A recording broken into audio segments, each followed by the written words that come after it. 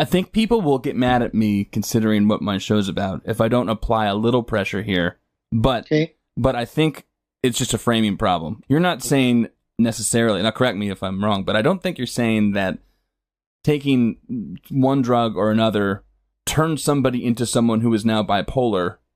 You're saying that there is a degree of drug use, and especially for specific drugs, that tend to cause episodes that lead people into the ER.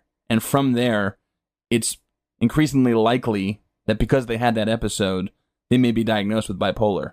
Is that right? Exactly. That's my point. Right. What you are seeing is people are having reactions,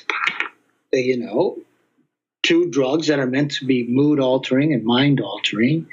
And then when something goes wrong and they end up with like a psychotic state or, a manic state, rather than being treated for drug-induced, whether it be whatever the drug might be, a drug-induced problem, and then being treated for that, we diagnose them with, schizophrenia, we diagnose them with psychosis, schizoaffective disorder, or bipolar disorder.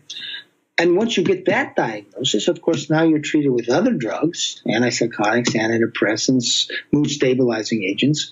In other words, you're now seen as bipolar. Right. You're now seen as having schizophrenia. And once that happens, that can start to become a self-fulfilling prophecy where you start to lead a life of a mental patient, a life of a bipolar person. So, what I'm saying is that illicit and licit drugs do carry risk factors for stirring psychotic episodes, manic episodes, sleeplessness, that sort of thing.